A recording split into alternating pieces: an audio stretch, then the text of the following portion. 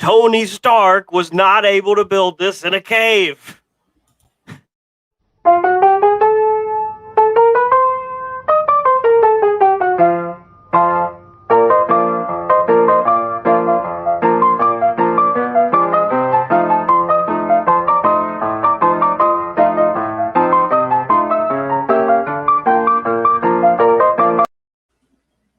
What's going on, everybody, and welcome to another Pretentious review here at Pretentious Pop Culture. Oh, we almost had it. This close, guys. This close. This time, episode 6 of Marvel's What If.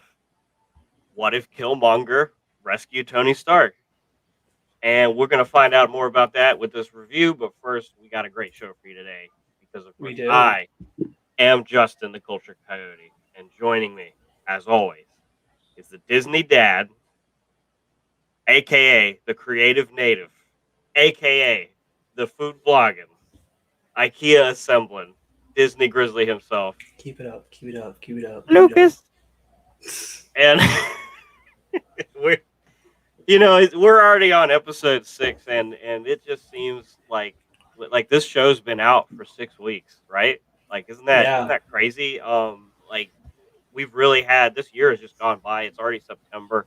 We got Venom 2 coming out just a couple weeks, heading on into the Eternals, and of course, Spider-Man No Way Home. It's exciting thanks times. to Marvel And Hawkeye right there, right before Thanksgiving. What a great trailer that was, Lucas. You can find Lucas's reaction, the Disney Grizzly style, on YouTube and TikTok at Pretentious Pop Culture on both, and you can keep up with the latest in pop culture news by following our Twitter and Instagram as well. And you can also support our friends' channels in the Bat Loop, and Adventures by Abel's is the Disney Grizzlies channel himself. I can't point today. Let's see. That guy right there. This guy. Anyway, so you can go Adventures by Abel's on YouTube and Instagram, in the Bat Loop, Instagram and YouTube. Follow both of them. Support our artist, Mr. Wasp. He's pulling out some really great new designs on his store. He just recently updated it. Go to jakesdesignsrw.com. Use the promo code POPCULT, all caps, POPCULT, for 10% off your order and free shipping. And, of course, please remember, like this video, subscribe to our channel. We'll be back every week with Marvel updates, Marvel reviews, and anytime there's something big happening, we'll be here to talk about it on all of our platforms. With that being said, we're not a lot of big news happening after the giant bombshell of last week.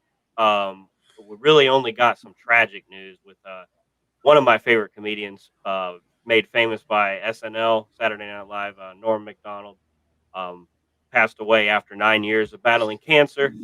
Granted, he kind of did the Chadwick Boseman thing where he was not going public with that. But even up to the end, he was making jokes. I mean, he was very full of life. One of his final jokes he made about the whole thing was, I have cancer, but if I die, then at least the cancer dies too. I guess it's a draw. So, still being Dark humor. Very positive. Yeah. So he's a great guy. Very good head on his shoulders. One of everybody in the comic circles loved him, and I always remember him as Burt Reynolds from Celebrity Jeopardy with his big old yellow hat, chewing gum like a jerk, and with this mustache. So sad to see him go. And my condolences to his friends and family. What else we got going on? Not much. Look at Disney Grizzly. There's a little Disney news. The Muppet Haunted Mansion special. The daughter of the actress that plays Madame Leota in the actual Haunted Mansion ride itself, she's going to make a little cameo appearance. So that's going to be nice. A little Disney touch. Interesting. Yeah, we also got the Hawkeye trailer, like we talked about. Yeah, we got the Hawkeye trailer this week as well. That was superb. We can spend a few minutes talking about that because like from the get-go, one of the things that the internet is just losing their minds about is there is a seemingly, or not a seemingly, but a definite musical number that Hawkeye. It looks like there's just a Broadway special called Rogers the Musical. Yeah. And there's already like a fan petition to get the whole soundtrack of Rogers the Musical. Can we just have Rogers the Musical released? Like just I a don't think soundtrack? I don't think like I think that's one of those like pipe dreams. I don't think that's gonna happen. But it'd be you never know. If Marvel likes its fans, they appreciate like us a lot more than um I'm not gonna say who they are, but they rhyme with Shorner Carruthers. They don't care about their fans at You did all. not. Um, well, we might actually get that, but well, fingers crossed. I'd love to see that. I'm wondering how much of the musical we're going to see in the actual series, but I can't imagine it's going to be too long. Interesting enough, though. It looks hilarious. I feel like The this series is probably going to have the same amount of like well paced, really good action as Captain America and Winter Soldier. So it's not yeah going to be like Wanda or Loki, where it's going to be a bunch of. I mean, it's going to have special effects in it, dialogue, but it's going to be a lot more like hand to hand combat and more like practical. flashy stunts. And I'm really excited for that. I hope I it like. gives me I hope it gives me the feel of those Captain America movies because that's what I really like from Marvel movies. I had some facts on this. They slipped my mind, but the guy making this show had some other credits that I just failed to mention. But it's exciting me. The other news thing we were going to talk about is Vincent D'Onofrio, made famous for playing Wilson Fisk Kingpin in the Netflix Daredevil TV series.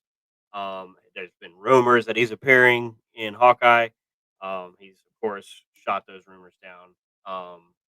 And looking at where this show is going for spoilers for Black Widow, the end credit scene, we did get Yelena talking with Madam Hydra. Madam Hydra, but Valentina De Fontaine, is that her?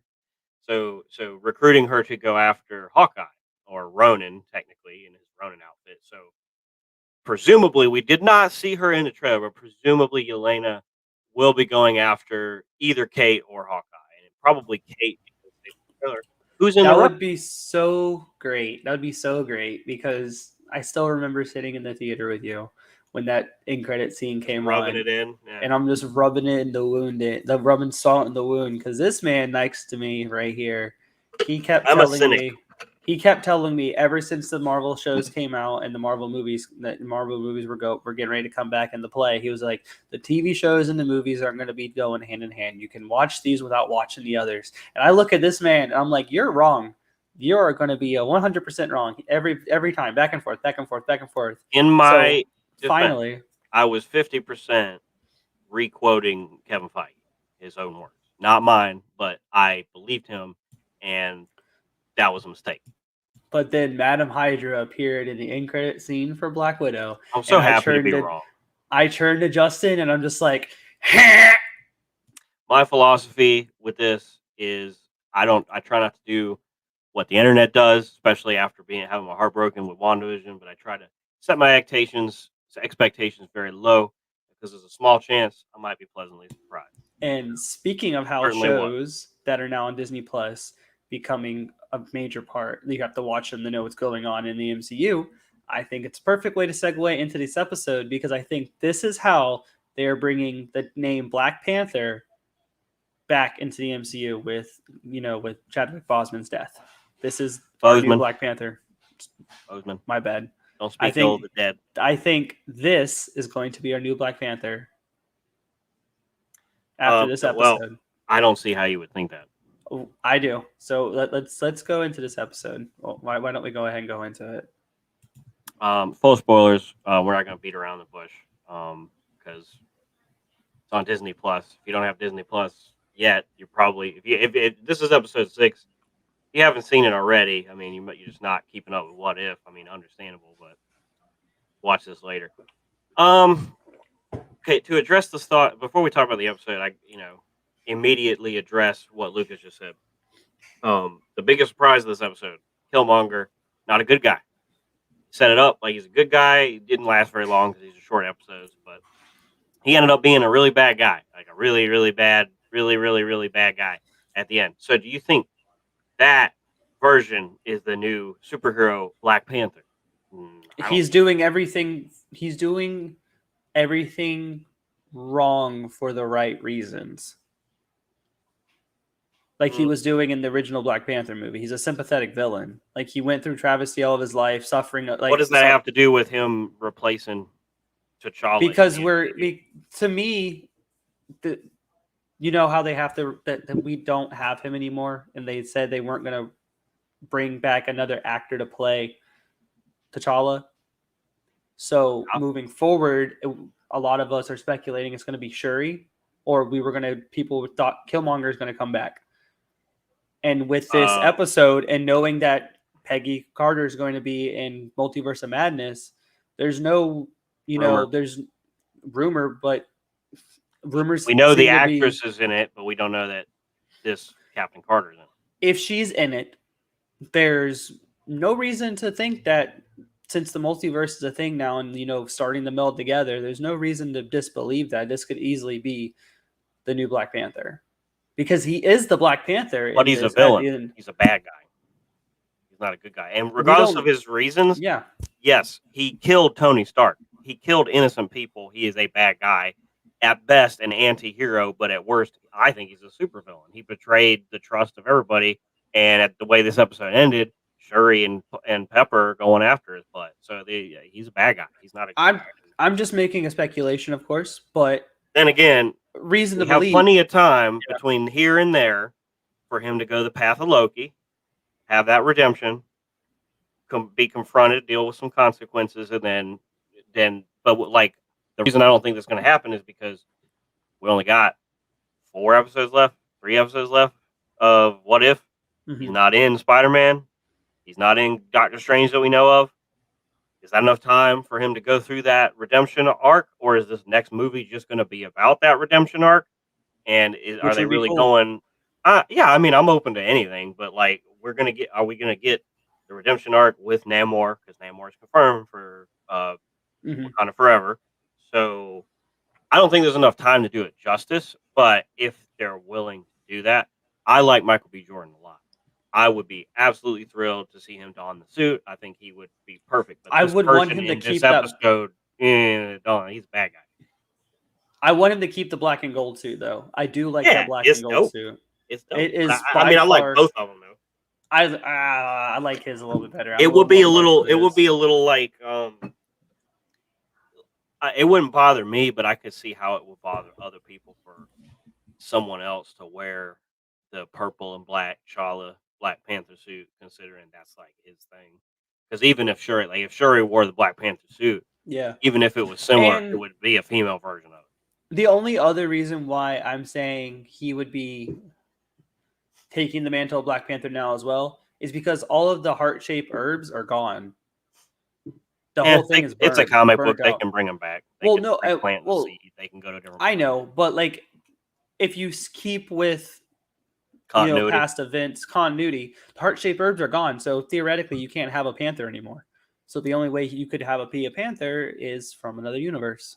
I'm just trying to put. You're not wrong. Together. I'm just saying, like, I don't like the idea of this version. Like there's still time for another Killmonger to come in, and that's not a bad guy, because this is clearly a bad guy. Regardless of, like, I know your opinions of him, which at best are anti-hero, but like that Black Panther's not about. He's supposed to be the king. He's supposed to be the force for good that people should aspire to be. And Chadwick Boseman wore that so well.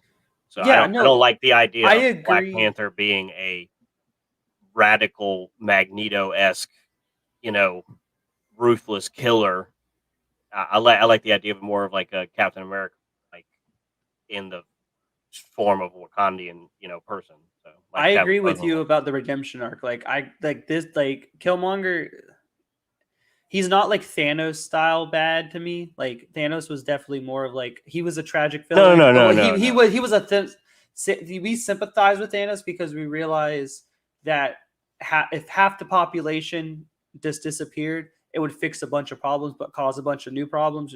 Well, Thanos was insane. So yeah, exactly. Whereas Killmonger, he's not. He's, like I said, he's doing all the right things. No, he's doing all the wrong things for all the right reasons. Yeah. So, and again, it's that's up for debate. because like at the end of the day, the point of the first Black Panther was like this is not, even though you're like, I understand your motivations. This isn't the right motivation to have. We shouldn't be trying to target only black people. We should be all about let's move past that and be something that people can aspire to be. Whereas Killmonger is no, I want to return black individuals to the top so that the other races are below them. I don't think that's the right thing. I don't think any reasons to get to that are right.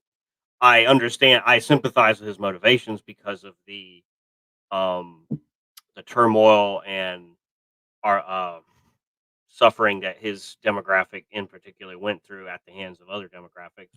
But While like his Wakandan set in prosperity and yes, didn't with but all these technologies, it couldn't help. much like Magneto, who is an allegory for racism and discrimination, being I want to put mutants at the top, where no, that's wrong. Magneto is sympathetic because he's a Holocaust survivor. We understand that he is only responding to the problems that he dealt with in the way was created to do so by the tragic suffering that he's gone through in the same way that Killmonger did. But and I'm glad we're having this discussion because that's what makes Black Panther one of the greatest Marvel movies is this dynamic, and that's what makes Marvel comics so good because of the political nature of them that a lot of people think is not a part of the comics, so they need to be educated. But that's the thing. Like, I don't think the motivations are morally correct. They're not. You can understand where they're coming from. Yes, and of course, even Lucas is saying the way he's getting to it completely wrong. 100%. And I like that this episode could have easily been like a prequel movie to me. Like it feels like like it could easily have been like a prequel to Black Panther. Almost like it was Yeah, really really well done except in for my when opinion. T'Challa dies. Yeah. But But it's this like they episode did. was really really well done in my opinion. First starting off, this is when you get at my rating, you might be surprised by where it's at. But That just means it's a 10. mm, mm, I mm, disagree completely, but it's not a 10. It's not a 10, okay. but So it's let's just little recap. It's very simple. yeah. Right at the beginning of the first Iron Man movie, when they're in the Humvees that get blown up, and Stark before Stark gets kidnapped, Killmonger randomly shows up, saves him. They work together, and at some point, it's revealed that Killmonger's whole plan was to use the downfall of Stark Industries and Tony Stark as and Ulysses Claw as a way to gain the Wakandans' trust to insert himself after killing T'Challa as the new Black Panther and heir to the throne of Wakanda. And of course, at the end of that, his goal is made clear that he wants to return African Americans to the top of to dominate all other races. And um, that's pretty much the whole story. Which, granted, very simplification of the episode, but that's it. I mean, Yeah, it's a perfect simplification yeah, though because it's literally they could have instead of what if Killmonger rescued Tony Stark, it could be like what if Killmonger won. Basically, they could have just switched the title like that. It's basically the same. It's basically Black Panther just rewritten essentially. yeah, and taking place much earlier with the young Shuri. I have to say, you know, I want to talk about what this episode did right because it looks like Lucas is on the hype train a little more than I am, so I don't want to instantly go to criticizing things yet. But we'll talk about. So first off, the Wakanda scenes completely welcome. Loved them all. Some of the environmental artist design, like when they stepped into Tony's garage, I was blown away with how photorealistic the cars looked, and I was like, this looks exactly like it It was looks so taken good. right from the movie and pasted. It's like they copy and paste a, the design of Tony's garage in the Iron Man 1 back in 2008. Man, that's so long ago, and just put it there and let them do it. And we even got the little telescopic arm. Um, I also liked how well they designed Killmonger's outfit and like the way he looked. He looked really great. And of course Fun his fact, Black real Panther quick. outfit as well. I got a question for you, Justin. When you look at Killmonger's outfit, what does it remind you of? I know you're gonna reference Vegeta, Okay, right? cool. Yeah. All So right, yeah. he's an anime fan. He asked them to make it out of Vegeta. That's a cool ass fact that I learned yesterday. Um, and just Marvel Vegeta, the ever turning wheel, because Vegeta's based on Wolverine, which Killmonger is based on Vegeta, who's based Yep. on Wolverine, It's and cool, right? there'll be another Dragon Ball character in 20 years that's based on Killmonger. So there the Beerus just walked behind you anyway. So a little a little obscure reference there. So again to continue on with my praising of this episode. The performance that T'Challa, like Chadwick Boseman, had with Killmonger again, just it was amazing. Even for as short as it was so satisfying to have that retread of Chala talking with Killmonger, have their dynamic there, and I love. We got Angela Bassett as Mama T'Challa. I don't know her name but General. yeah. So her like fighting with everybody um, instead of That just kind of was standing on the really cool. sidelines, and like you could see like the struggle, the suffering from her losing her son, and her wanting revenge and taking her anger out. And I like seeing the younger Shuri, and I liked the um the acting and the performance from King T'Challa. Um, just I'm so happy they got that actor to voice You felt him the several weight. You episodes. felt the weight of Yeah. his voice whenever he spoke. And the battle scene at the end, fantastic.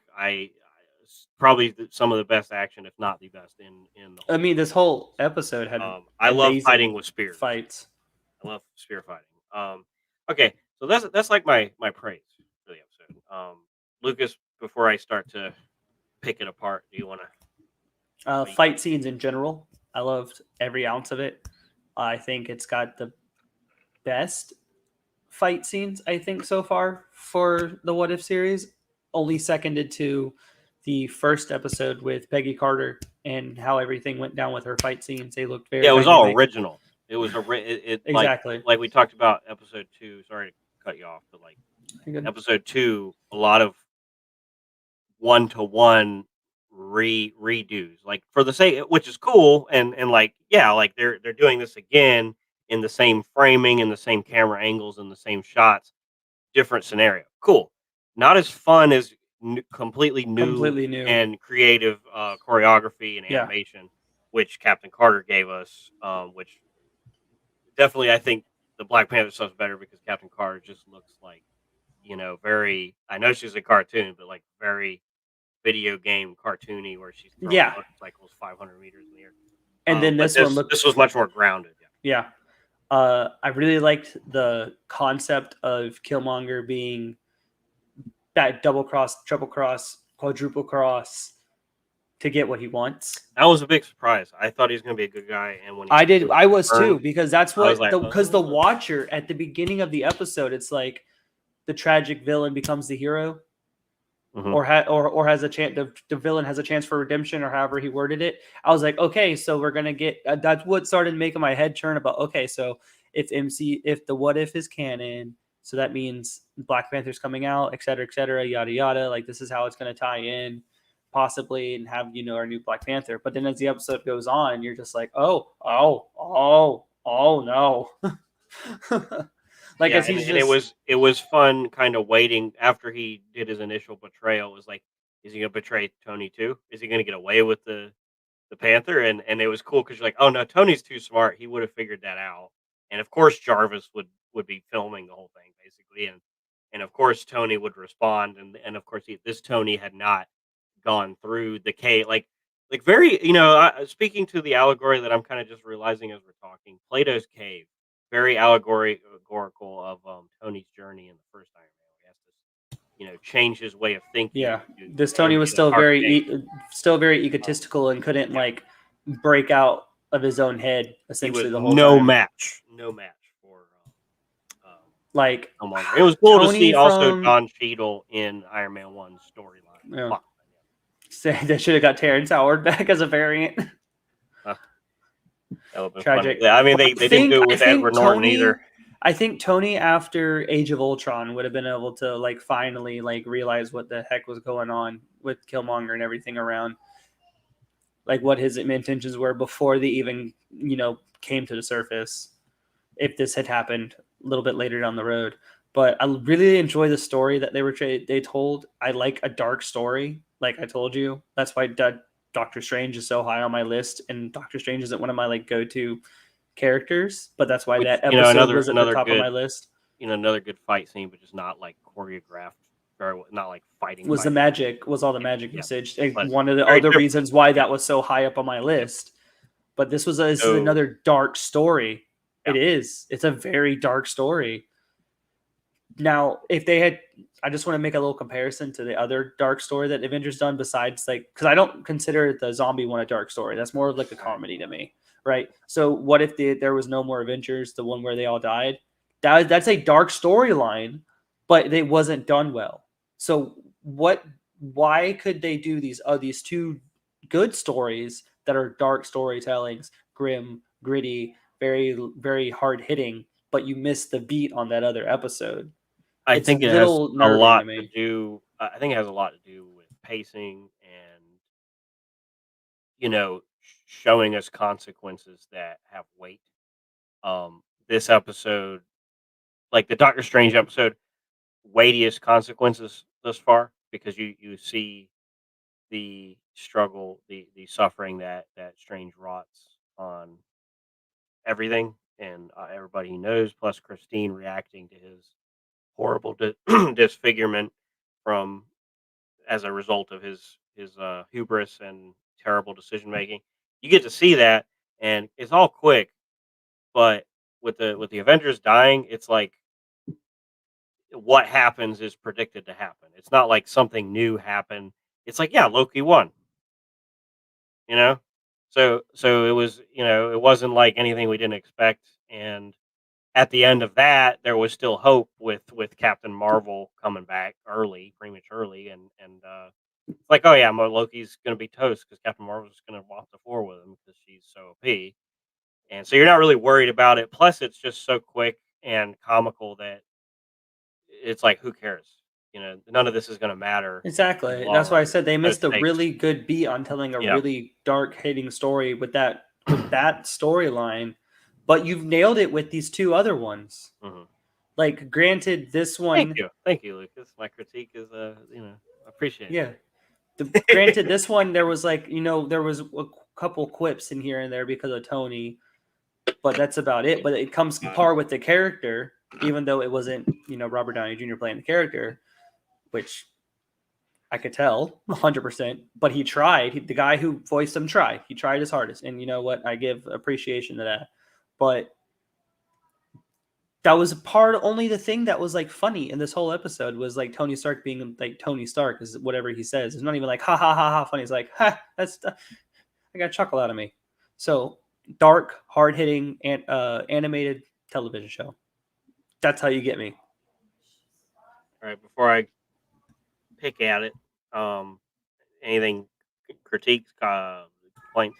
Same thing with the walking animations, like stagnant walking animations again. It came back. When they're in the room, the garage, it was weird to me when they first came out. I was like, "Ooh," and they're very like blocky looking in some of the animations, very blocky looking. A lot, but a little like praise though is the way Killmonger was animated. I love the way he was animated. 100% love the way he was animated. But Tony, some of the facial features, ah, it scared me a little bit. Obadiah didn't like the way he was animated. Um, and Pepper. T'Challa as well. During the whole like dream sequence after the heart shaped herb takes hold, like I liked seeing him, and I liked the dialogue that was given between him I and love the Eric. Black Panther lore so much. I just want to say that because it just looks so cool. The color palette of like the purple sunset, like the Miami cyberpunk vibe of like the purple sky with the sunset and the tree with the panthers just kind of hanging out with their eyes glowing. I mean, it couldn't be cooler. Like the background and So cool. everything scene of that Yeah. episode of that sorry of that scene looked amazing. Oh, Like, and it's straight out of the movie. It's not something we haven't seen already, but I just wanted to shout out like just the art but design of Marvel in general. but So good. Um, T'Challa Chadwick Boseman's face, the animation was off for me for some reason. It looked a little weird, uh, but yeah. that was my issues with this is some of the animation flaws. That's it. Mm.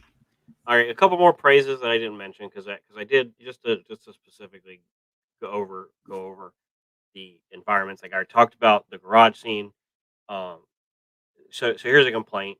Like in general, whenever they show Wakanda, show us something new. Stop showing us the same thing. Like we've seen the throne room how many times? We've seen the planes, the the, All the time. the planes so many times. Show us the city. Show us them walking around the city and doing stuff in the city. They keep it's like the city's not even there based on the movies. Like at the end of Endgame, you see T'Challa and his mom and Shuri standing and what's the Dora Milaje Denai Guerrera's character? Okobe? Okoye. Okoye. Okoye. So the four of them are standing there on a balcony, and you see this awesome cyberpunk neo futurist city. Look, there's neon lights everywhere, and it's just so cool. And how we haven't seen any of that, and that would have they could have used this episode to show us some of that, but they didn't. So they just showed us throne room, perfect, looked exactly like it did in the movie, one-to-one recreation. Same with the, planes, same with surprisingly, Ulysses Claw's ship, um, That looked was really exactly like impressive. it did in it like, as far as, like, the environments, this looked the most photoreal, like, it looked like a live action movie in some points just because it was so detailed and so, realistic, the attention to detail was just so high, the fidelity was up here. And it was just like revisiting not just places from Iron Man and Black Panther, but also Age of Ultron and dealing with some of the plot points that happened there. And also, we were talking about consequences, just thinking ahead, there's not going to be a vision because the vibranium used to create him was used to create a legion of anime robots. Um, so none of that, and probably Ultron. Yeah, Tony's dead, so no Ultron. And Unless I Hank, imagine if because Hank has ruined everything. I imagine which would be exactly in line with the original comics, but like I'm imagining too, like looking forward if Loki shows up, Killmonger would have dominated the world and probably taken over and would have spread his technology. He probably would have snapped his fingers, and there goes Loki. Bye bye Loki. Um, and so all these different like world changing events that we didn't get to see in this 30 minutes. But so that's the good stuff. The bad stuff, right off the rip, I'm very forgiving, but like the Tony Stark, as I like the first trailer we got of this or the second trailer, they start out with Tony Stark talking at the beginning of the scene, and it's bad, and it's really distracting, and I think they got his mannerisms correct and the way he looks and talks. I think it works as far as like that's Tony. The voice sounds so bad that it's very distracting. I could overlook that if they'd gotten other people back, but Jeff Bridges is even worse. There's no Jeff Bridges in this. Obadiah Stane has a couple lines, but they just sound terrible. And I was just completely taken out of the episode because of that. Um, and Pepper as well, not Gwyneth Paltrow. So three of the biggest stars from the first Iron Man movie, you're revisiting this story, and none of them they're nowhere to be found. And so that being said, it was very distracting and disappointing. That kind of brought down having to watch some of those scenes from the first Iron Man again. Granted, I think this one got away from the retread pretty quick. So it wasn't like the first Which I know episode this is what where you like is like yeah, the what if episodes that are completely new. yeah yes, but then at the end, then my other complaint is um and I'm probably gonna get slapped in the face. Michael B. Jordan. Not sure if I'm not blaming him. I don't think it was him, but he is very one note the entire episode. He does not emote. He does not change his tone. He is very baseline. That's the way they wrote him is that he's calm, collective, and he's in control the entire time. Like everything he lays out a plan, and his plan unfolds exactly how he implements it exactly, and everything works perfectly to his advantage. So in a sense, you would expect him to have the same calm, collected tone throughout, but he doesn't really like in the Black Panther movie. He has some very arrogant and condescending ways of speaking to T'Challa and to other people in Wakanda. He does not do that in this one, which kind of you know shortened his character's dimensions a little bit. Well, if you like you said, he's got the facade going on. He's trying to be in control all the it's just time. not as fun to watch. It doesn't give Michael B. Jordan the ability to flex his acting muscles that are definitely there because he's a tremendous actor. Um, but it's like especially when he's talking to T'Challa. Now, granted, well, the dialogue is written very well. The dynamic is established very well. There's an opportunity missed because I don't feel like Killmonger would feel bad about killing his cousin in the way that he sort of appears to feel bad in this one, where he's just like, "Hey, just doing what I gotta do." No, I feel like he would have been a little bit more butthurt about I was abandoned and I deserve all this. And he had a lot more anger. Now, granted, this Killmonger didn't have the next 9 years before the first Black Panther movie to get even angrier, but it's not as fun with drama to see the same kind of tone as a villain from point A to point B. You want that moment where they're they kind of break a little bit and they go up to here. Like they're here because they're collective. They're calm and collected. They're in control, and then they lose control of it because someone has the audacity to question them, and they're like, I know what I'm talking about. They just kind of lose it, and we should have gotten at least one scene with that where when he killed Claw, you know, a little bit more than just like a hey, yeah, it reminds me of the Invincible meme where he's like, "Hey, how are we gonna do this? We're gonna be partners from here on. How's that gonna work?" And he's like, "That's the neat part. It doesn't stab." You know, very, very. It's very, It's so true, very. though. It's very just like one note. And granted, it's not. Again, it's not Michael B. Jordan's fault. 'Cause he's a great actor. He could have done it if they'd asked him to, but they didn't ask him to. I think that's a horrible missed opportunity. I also feel like the first few, like the 15 minutes of this, it's not as entertaining to me because it's that time period of like, where is this going? And once we realize, oh, he's just gonna betray him, it's like, well, we've kind of already seen that. And granted, he's about to win, so it's gonna be a different scenario. But we've kind of already seen bad guy Killmonger, so it's not as thrilling as seeing Thanos being a good guy. It's a very, very different dynamic. And it was I would have been excited had Well, for this me, I feel Killmonger been a good guy, but different. I still I like know. the Killmonger story, and I like seeing him win instead. Yeah. Like that was the thrilling part to me. Is like, what would happen if Killmonger actually got away with what he wanted Well, we and he still don't got to where know he wanted to because be?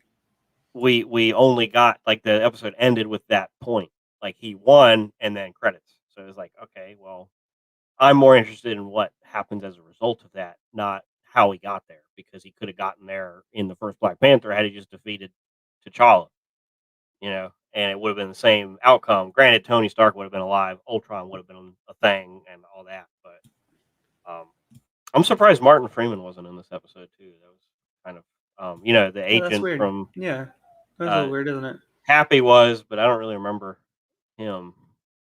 Anyway, my critiques of the episode, I think it was a solid Happy episode. literally was just there to be like, oh, he gay, he took my job. I never liked Oh yeah, him. he punched Obadiah.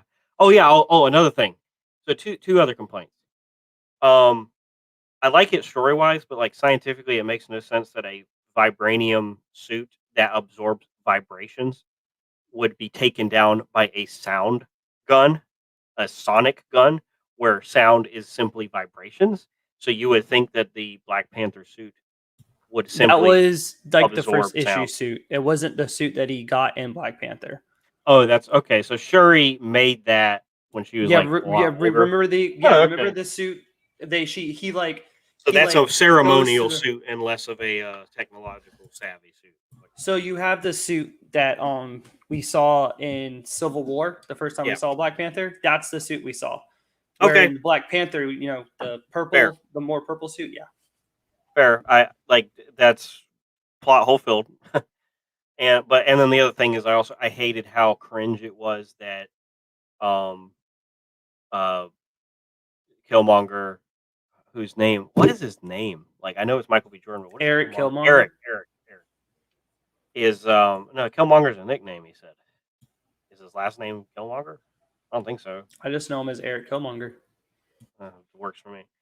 Um, and like Steve Ultron, like or Kevin Ultron, Tony Iron Man. I don't know. So Steve America. Steve, yeah, Rogers America. Sounds like HBO. Bruce Hulk. Let's keep this Hulk. cringeworthy segment going. Let's see. Hope Wasp. Peter Man. I was thinking the same thing, and I was like, "Should I say that?" And you were like, "Yeah, yeah." We were like on the same wavelength right there. I was like, "Okay." Um. Reynolds Pool. Ooh. Wade Wade Pool. Pool. No, Wade Wade Pool. Pool. Or Wade Pool, like Wade. or Dead Pool. Wilson. Dead Wilson. That sounds like a band name. Dead The Wilson. Dead Wilsons. Oh, wow. How do we jump out? Like, we got knocked out of our orbit quite a bit, huh? You can't Jean Grey. Jean Grey is only Jean Grey. What? That's unfair. Technically, she was originally called Marvel Girl, but like Charles X.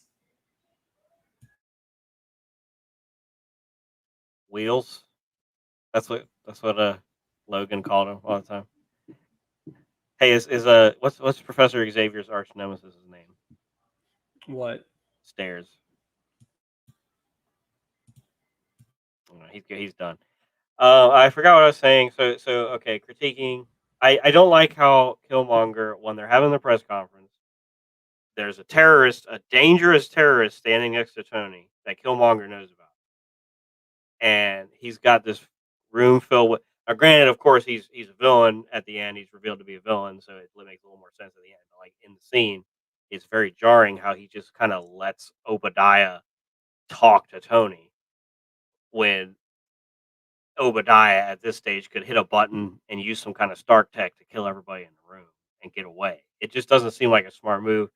And the fact that Happy goes and punches him is funny, but the whole scene that just didn't work for me because it's just felt very jarring and out of place and didn't feel like a It logical did, move. but it's I mean, like, I how do get you that you could do it in front how of do a you bunch see of camera yeah. people, but Yeah, that's what yeah, I think that's all it is. It's like, how do you I see didn't Mint like it. how do you see Mint getting to be the highest ranking and thing in Tony's operations if not Tony Stark himself? Get rid of the guy and prove that he was the guy at assassination. Yeah, and they didn't really they missed another opportunity not to talk about 10 Rings. Really, they kind of did, but not really. Like, They literally just said 10 rings. That's it. yeah, and Obadiah's like, "Whoa, 10 rings," and like we didn't get a Jeff Bridges like would have made this episode perfect. Like, not really, but like it would have been so much better if Jeff Bridges just said Toller, just some kind of Obadiah Stainism, because like I remember like Obadiahism. back in the day, the first two Iron Man movies, like just a side note, great. Those are some of the most quotable movies back in our nerd day. Like young. Like I remember working. I was working in a restaurant and in the kitchen, and like it would just be constant Tony, and I want my bird. Where is my bird? I want my bird. And like I had a friend named Jared. Probably never gonna watch these, but he would always do the Mickey Rourke angry cry at the beginning of Iron Man 2 where he's like, ah, ah, ah. Such quotable memories. So these two movies kind of have that special place in my heart for that. And so not having Jeff Bridges, quite a blow. Tony Stark, Lucas is a little more forgiving. I'm pretty forgiving normally. It was this. I was just like, oh, Well, make it stop. generally, Make it stop. sorry, not genuinely. Generally, when you have an animated show that is continuing a licensed property, you don't get the same voice actors, so I'm already accustomed to it. So you usually don't have the live action person playing the voice actors. So it wasn't really that. So it's someone changing their voice or having someone else play the voice. Like I'm like, hey, that's not the guy who plays it in the live action version. But then I'm like, hey, this is an animated show. I'm okay with it.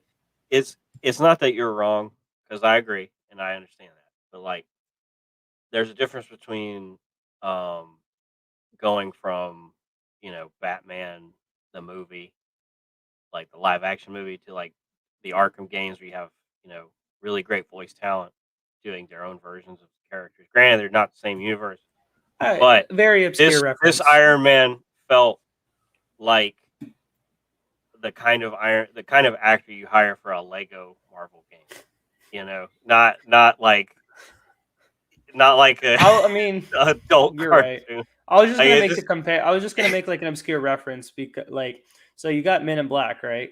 It came out. Will Smith, you know, and Tommy Lee Jones, iconic roles, iconic voices. And then the Men in Black cartoon came out, which is involving their characters, and they weren't the same voice actors. And like when I was younger, eh, I'm like, hey, I'm like, hey, that's not Will Smith. Hey, that's not I'll Tommy let Lee you make your Jones. point, But like, but like you know, my cross reference is you like know, this is not that, because this is MCU Marvel. They have garnered we have much higher expectations from a property like this that is owned by the mouse, the juggernaut mouse, with House all of the mouse Mouse, money, and the MCU is the Mousy established like Bucks, a certain level of quality. So the cheddar, yeah, Chuck E. Cheese is the cheese. great granddad. I don't know. This to me is like we constantly we give Marvel grades, right? We do our scores with the silver lining that we're grading them in terms of Marvel goodness, like Hundred in the percent. terms of the Marvel scale. We're not talking about, granted, the voice actor who plays Tony in this. Fine if it wasn't like a Marvel thing, if someone had to voice act as Robert Downey Jr. and something else, yeah, this guy would be serviceable, and we wouldn't, if they were doing like Sherlock Holmes, the cartoon, and this guy was doing Sherlock Holmes, the cartoon, we wouldn't really have any expectations there. But this one, it's like you expect it to be better, and that's all. So my critiques of the movie, that's it. I also like pacing, just a little weird. Like I said, 15 minutes, Yeah. kind of boring. Nothing really happening. I didn't really like the whole. Oh, I want to build anime robots because I like anime. I was like, well, I know I Michael love B. that. Jordan I likes love that anime. reference I drop. think that's cool, but And Tony talking and he's like, "Oh, so I'm going to build a Gundam." Okay. Tony, his personality here. One of the this is a good thing is that, like, seems very Howard Stark more so than he does like this. I Well, feel he's like still Tony, in. Yeah, he's still investing in like the army and like the yes, military and and in that weapons. sense, that personality is like he's so much like his dad that the tragedy completely changed him to be his own thing, to where he actually feels responsible. This Tony, he just feels like indebted. He doesn't feel responsible. And it makes you wonder if Tenzin, Tenzin is. You remember Tenzin? He's the guy who fixed his heart Hmm. Okay. and died in the cave. If that guy had survived, I wonder if Tony would have still become Iron Man, or he would have just been more indebted. Like he would have done kind of like the partnership with Tenzin in the same way he's doing the partnership with Killmonger. There's a lot of like what ifs expounding into other what ifs. I'm running That's my why I mouth a love. lot with this No, that's episode, fine but because no, it's fine. But that's what makes it good with like because the title is "What If." It gives you like yeah, a whole different perspective of what a character could have been, and it actually breaks it down, but morally by their code. Like you just pointed out, like very detailed, which I didn't even notice how close to Howard Stark he is. Like this is yeah, like the smallest detail in a character or a person's life can dictate and change things. Just like what if I like perfect enough. What if you didn't slip on that banana peel that day? What if you didn't wear I red don't think I've shoes instead ever. of Have blue you ever shoes? slipped on a banana peel before? Has No, anybody I'm ever just actually no, slipped on a banana peel? no, of I course was, not. I thought you were gonna say stubbed your toe, because we all do But that. what if you wore red sneakers instead of like white Converse, like a solid white Converses one day? It's just one little instance could change a complete outcome of the absolutely. future moving forward. And that's why that and it's funny you bring that up to like bring up the qualm I have with Marvel in general is like and the public where I love Doctor Strange. I love the Marvel lore, but like they mess it up so bad. Dimension, they're like, this is the mirror dimension. Like, no, it's the mirror universe. Like if you know physics, a dimension is just, X, Y, Z time, the tesseract, like not the tesseract in Marvel, but like the actual fourth dimensional shape.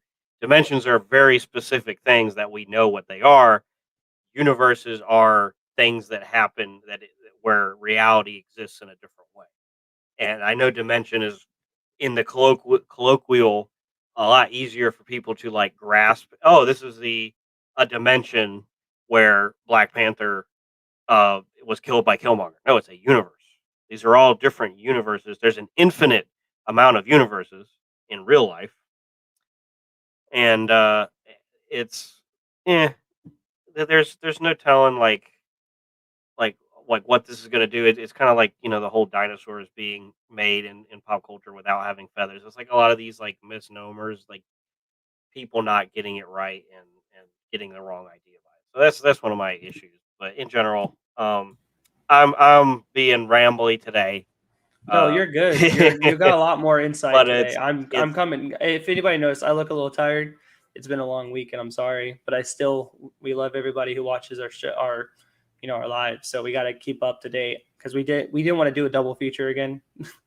that was that was an your experience. attention span. I mean, we had a lot of news to cover that episode too, so it was like ooh, doubled up, man, triple That was a double. triple feature.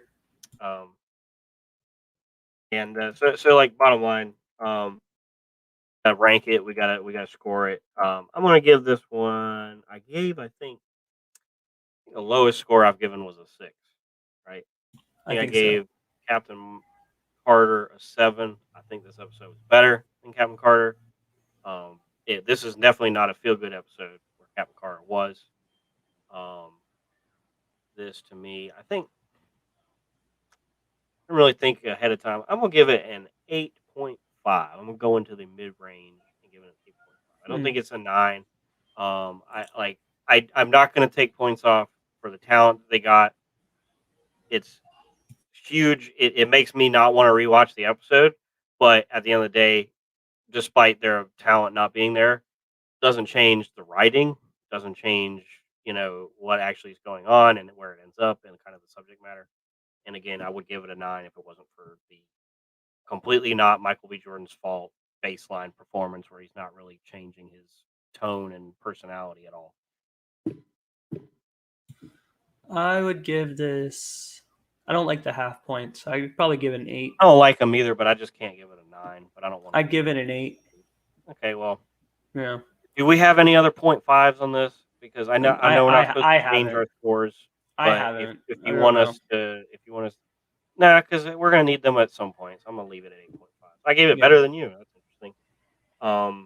That's surprising. Well, if I'm not gonna give, if I gave it like a 0.5, I'd be on the same boat as you. But I We don't have like to the half point. conform. We can't have different opinions. That's how dare you.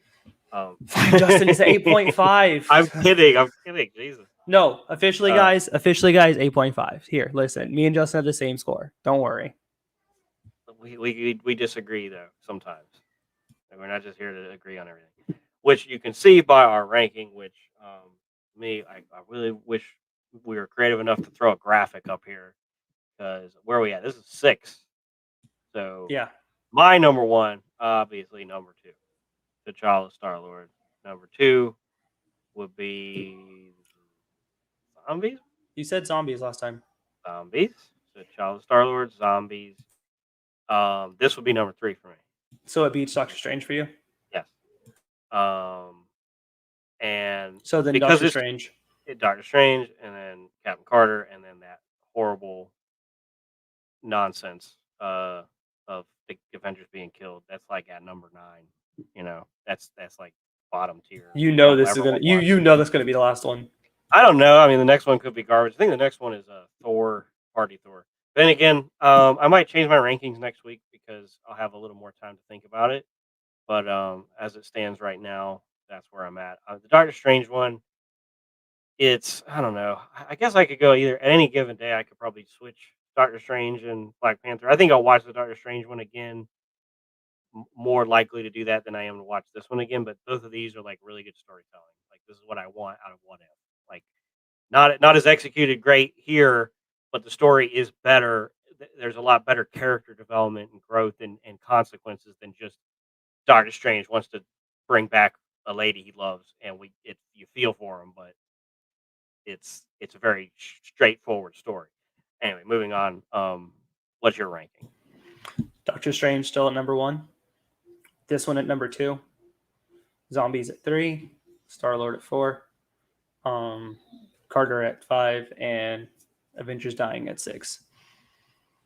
Okay, we'll probably. I don't know if we're gonna set ourselves up for failure, but we're trying and get some graphics going for you guys to see our scores in their full glory at the end next week, and especially going into the final half of this.